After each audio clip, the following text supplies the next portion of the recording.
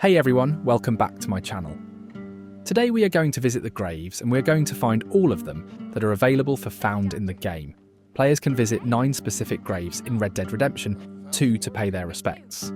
Visiting all 9 graves will reward the achievement, Paying Respects, so those looking to collect all the achievements on Xbox One or Platinum, the game on PlayStation 5. And PC will need to seek these out. All of the following grave locations can be found after completing the main story and progressing through the epilogue. To pay your respects, simply approach the grave and press the on-screen button when it appears.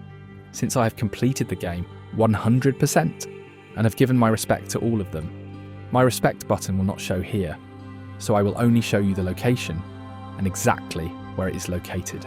We've listed the following grave locations in the order of those who died, so the further down the list you watch, the later into the storyline you'll go.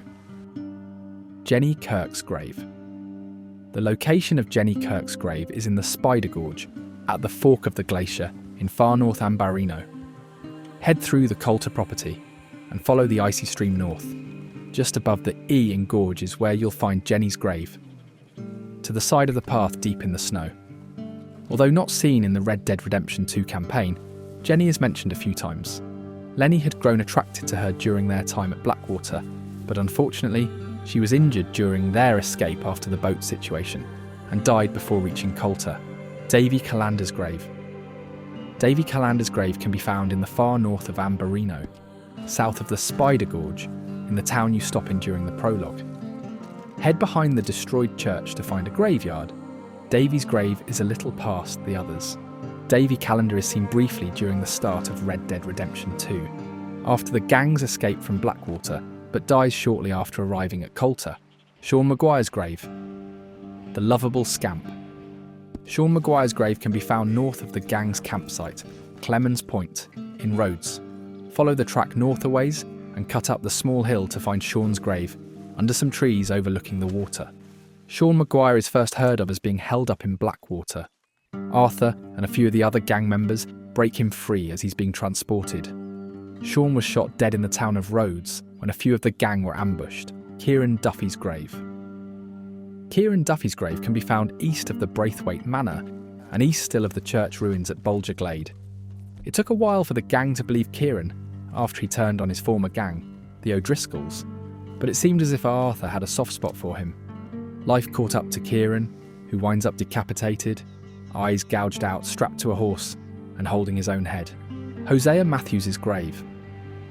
Hosea Matthews's grave can be found south of Blue Water Marsh in Lemoyne. Travel north along the main road leading out of Saint-Denis, and before reaching the border to Blue Water Marsh, find his grave off the side of the road to the west.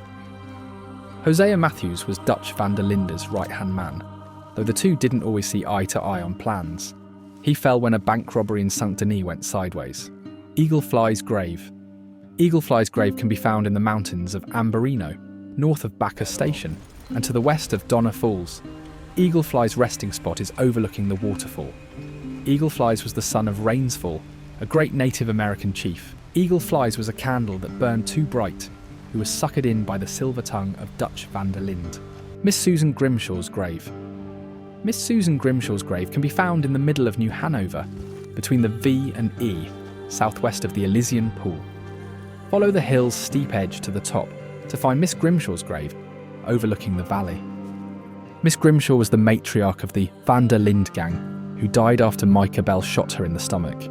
Arthur Morgan's grave. Here's the one you were no doubt looking for after finishing Red Dead Redemption 2. Arthur Morgan's grave is located in a beautiful spot in the northern peaks of Ambarino, northeast of Bacchus Station.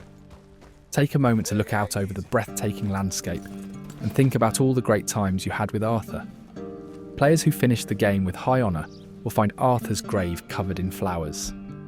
Arthur Morgan joined the Van der Linde gang as a young man, and in his later years realised Dutch wasn't the man he believed in.